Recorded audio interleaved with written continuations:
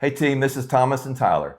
You might recall about a year ago, I did a video featuring my very good friend Brent Beasley, who we went to high school together. He sang at my wedding, quite possibly one of my best longtime, lifetime friends. And he suffered a bout or a series or a time in his life where he had Alzheimer's, and he thinks it came about through COVID-19. And that video got a lot of traction, a lot of interest. And so I thought I would follow that up with a little bit more information about Brent's progress, about what got in there and the diagnosis and whatnot. So Brent, just if you can, just give us a quick background of kind of what your journey was and how you got here. Sure. So as Thomas said, I had a mild case of COVID-19 while I was working at the Veterans Administration Hospital in Kansas City. I am a physician. I went to the infirmary, got checked, did have COVID-19, but from that point on, my days began to be fuzzy and changed. I had trouble holding on to thoughts, things that I was working on, and it was a mystery to me and to my wife as to what was going on. At that point, she took me to see one of our friends who's a neurologist, and we started down the pathway of trying to figure out what is wrong with me. I had several tests. I had a PET scan, which is a type of imaging scan that can actually see what's going on in the brain. I had MRI, and I also had a very particular blood test that is called p-tau 217. It was just beginning to be used at the time. Okay, so I want to pause right there because this test p-tau 217 is actually quite important from his point forward. This is one of the big takeaways of this video. And the second thing I want to point out is Brent is a physician. So he is not just a normal garden variety guy that got COVID-19. He is a practicing physician. Okay, keep going. Yeah. So when I found out after all of the different testing that was done that I had Alzheimer's disease, that was a surprise. It was crushing. It made me realize that, yes, there was something that was not just changed, but changed for the worse. Okay, so let me just kind of wrap this up again. This is a practicing physician who at the age of 54, 55 is diagnosed with Alzheimer's. And that's young, by the way. And 58 at the 58, time, I'm sorry, at the age of 58 is diagnosed with Alzheimer's. And it was this test, p-tau 217, that is the diagnosing test that actually enabled somebody to give the official diagnosis. It gave them the ability to do further testing because once you get that p-tau 217 that's positive, that's a pretty good marker that it's Alzheimer's disease. Okay. After that was when I had in the MRIs, I had the PET scan, and also there's a treatment. And it's a treatment that you want to get on quickly if you're having Alzheimer's disease. People who have had Alzheimer's for a long time, the brain plaque that's on the brain begins to harden. And it's really hard to get out of the brain at that point. So if you've had Alzheimer's for a long time, the amyloid proteins that creates those binders in the brain that those white spots on those PET scans that you see that everyone sees, those harden and they're hard to extract through any type of medications. Exactly. So you want to catch it early and you want to get on the medication early. Okay, and so what made your recovery, which is the great news about this video, this Brand he thinks is 85% recovered from Alzheimer's, still has some lingering symptoms. Yeah. And we get together for an annual trip every year. And so we get to see Brent's progress. And let me tell you, it's been remarkable, the progress that we've seen. But one of the things I want this video to focus on is this p-tau 217, how important that is, how available it is. Speak to that, Well, please. one of the things, as we've discussed a lot this weekend, our wives are actually more at risk for getting Alzheimer's disease than the men are.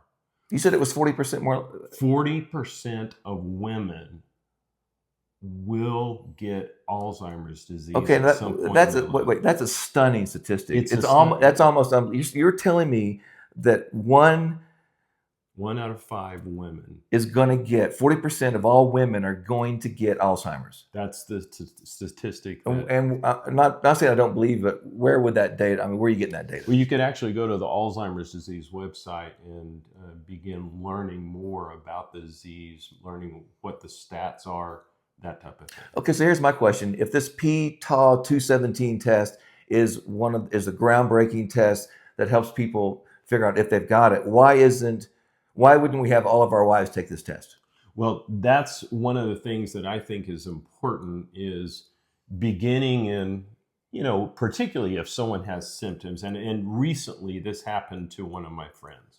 Recently, a lady that I've been longtime friends with our families, was beginning to have some symptoms. And so I said, we need to get you p-tau 217 Tested, came back positive, which means that she likely had Alzheimer's disease.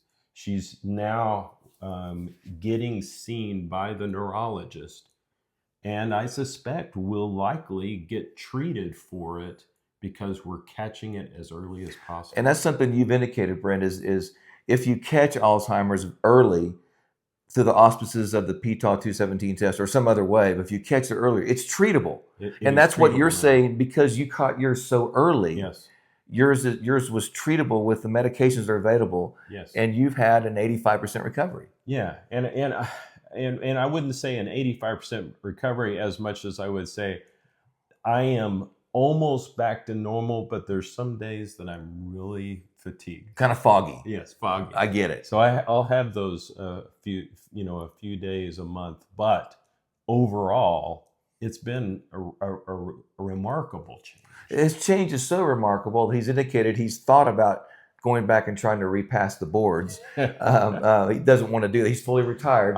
I'm 60 years old. Yeah. I wouldn't have a whole lot of time left to be working. Right. I'm actually, I was on disability because of this, and just achieved Medicare recently. So I'm not sure that I would, right now I'm taking care of my grandson twice a week. I've got a lot of different other things that I like to do. Is there any more joy than that, by the way? No.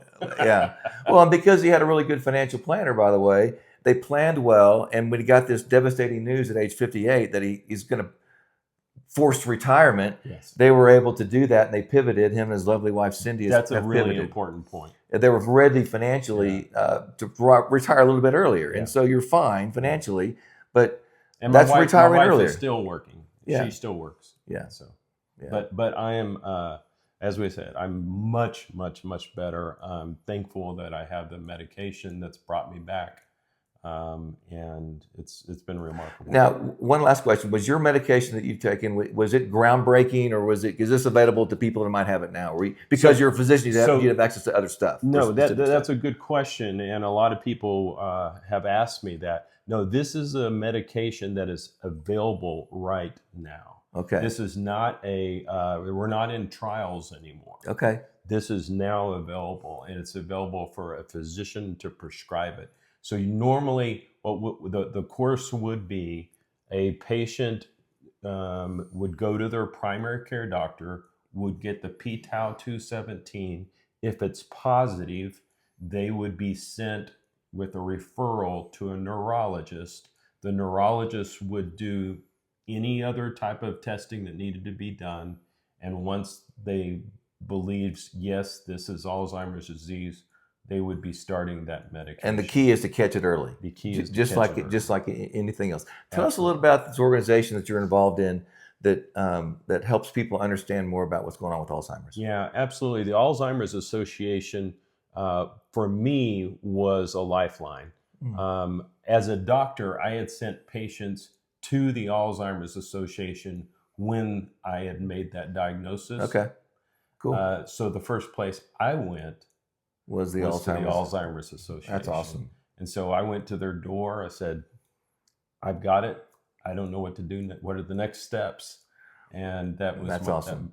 Well, by the way, he's a published author, and I don't have anybody in the world that I orbit in. I don't know anybody that's been published in the Wall Street Journal. But my good friend Brent here was published on a front page article in the Wall Street Journal about his journey, and he's getting some national notoriety. That's probably not how you wanted to get it, but by golly, you got it. But there's really the key takeaway. What I wanted my audience to hear about is 1 in 5 women, your wife or your daughter, are going to get Alzheimer's. That's a big number. This test called p-tau217 is available. It may or may not be covered by insurance, but even if it's not that expensive. So even if you can't get your insurance to pay for it, go get it done. Insist that your doctor give you the p-tau217 test. Find out if you got it. Even if you're not showing symptoms, we're told that you're going to get it. You're going to show symptoms if you test positive for this test. This test is really important. Yeah. So get that test done, particularly if you're a woman, and the medications are available to treat this. Absolutely. Yeah. Is there anything else you want to share before we close this out, Brent? No, I just think that there's a lot of hope on the horizon.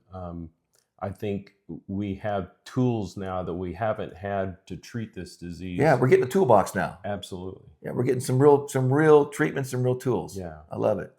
I don't know anybody in my sphere of influence who isn't touched in some capacity with dementia or one of its associated ailments. Every family I know of will be touched in some way by dementia or Alzheimer's in particular. So I think this is really important. It's very current. And so thank you for taking the time to be with us today. This is Thomas and Tyler. Thanks for listening. We'll see you next time.